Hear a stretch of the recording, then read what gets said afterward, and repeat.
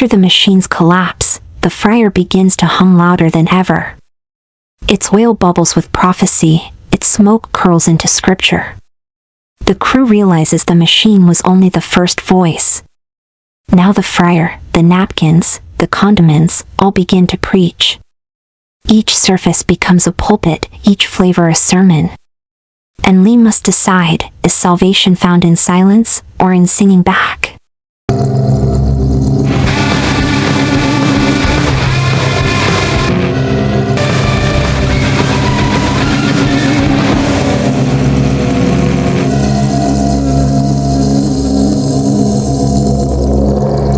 The friar no longer hums, it sings. Its oil bubbles rise like notes, each pop a syllable, each hiss a verse. The crew gathers around, unwilling yet compelled, as if the friar were a choir master. Grease splatters across the tiles, spelling words no one dares to read. Lee leans closer and the hymn sharpens. Every cone is a prayer. Every flavor is a sin. Every bite is a confession. The friar's heat grows unbearable, but no one moves. They realize the machines. Death was not an ending. It was a passing of the torch. The friar has inherited the gospel, and its scripture is written in oil and flame.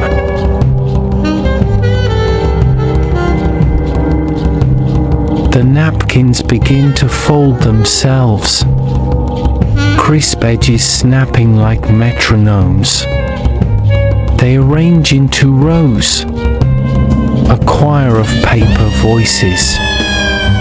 Each crease becomes a mouth, each tear a note. They sing not in words, but in sighs. The sound of hands wiping away grief, of children blotting tears, of workers cleaning spills that were never accidents. The choir's harmony is fragile, yet piercing. Lee picks one napkin from the stack.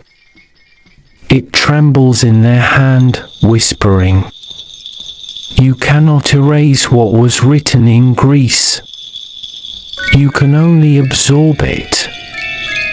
The choir swells, filling the kitchen with a hymn of sorrow disguised as cleanliness. The friar hums along, its bubbles sinking with the napkin's sighs.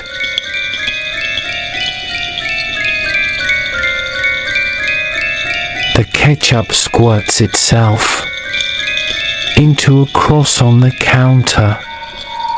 Mustard drips in crooked lines, forming a broken star. Together they create a covenant, a pact written in condiments. The crew watches as the sauces pulse, glowing faintly under the fluorescent lights. The covenant speaks. Every flavor hides a need. Every cone is a soul betrayed. Every jingle is a debt unpaid. Lee feels the words burn into their skin. The covenant is not a warning. It is a contract.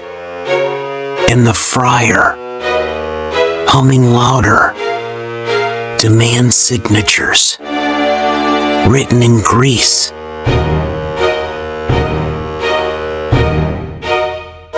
The friar erupts, oil splashing like holy water. The gospel is spoken in tongues, languages no one remembers learning. The crew kneels, not out of faith, but out of fear. Lee lifts a cone of melted clay, the last remnant of the machine. It glows faintly, pulsing with memory. The friars and fades, replaced by silence. But silence is not peace. It is the pause before the next verse. The gospel is unfinished, and the friar waits for someone to complete it.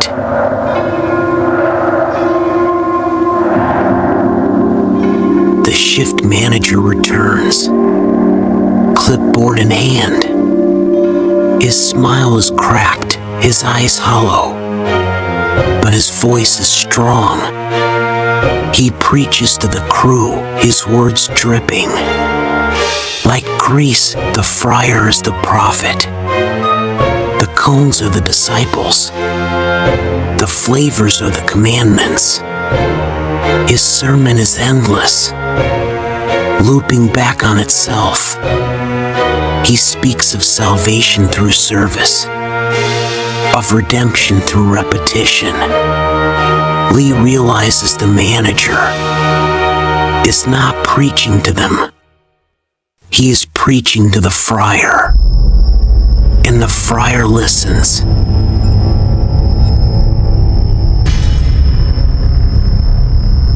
A tray begins to glow, its surface etched with names. Each name is a testimony, a story of someone consumed by flavor. The crew reads aloud: Maria, Vanilla Void, age 12. Forgotten. Jonas, Apple Static, age 19. Betrayed. Lee finds their own name, carved deep into the tray. It is not just a record, it is a prophecy. The tray trembles, demanding. They carry it like scripture.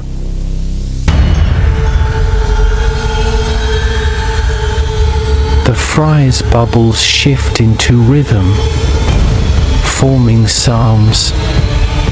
Each pop is a verse, each hiss a chorus. The crew begins to chant along, their voices blending with the friar's song. The psalms speak of hunger, of loss, of flavors that rewrite the soul. Lee feels the psalms burrow into their mind, rewriting their memories. They no longer recall their childhood clearly. Only flavors, only cones. The friar's gospel is not just sound, it is rewriting reality, one psalm at a time.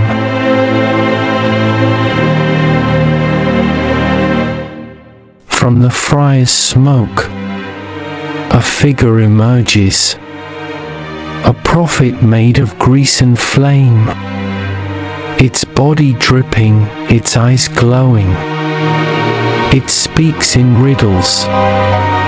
The cone you fear is the cone you need. The flavor you resist is the flavor that saves. The crew trembles, unsure whether to obey or resist. Lee steps forward, asking, "What flavor do you fear?"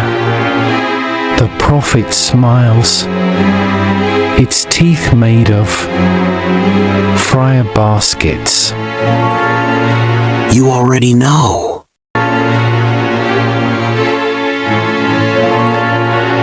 The friars and clashes with the Napkin choir. The Condiment covenant fights against the tray of testimony. The kitchen becomes a battlefield of voices, each gospel demanding dominance. The crew sings, screams, prays, and pleads. Lee hums a tune they do not remember learning. The tune bends the gospel, twisting it into something new. The friar sputters, the napkins tear, the condiments curdle. The war is not won with strength, but with song. Lee's tune becomes the final verse, silencing the gospel.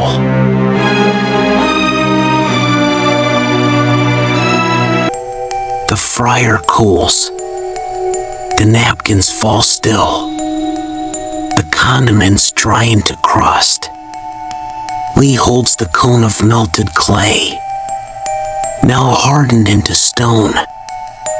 They bite and taste nothing. No flavor. No curse. No memory. Silence. The flavor the friar feared all along.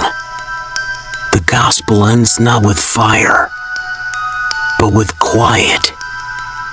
And in that silence, the crew remembers who they were before cones, before jingles, before judgment.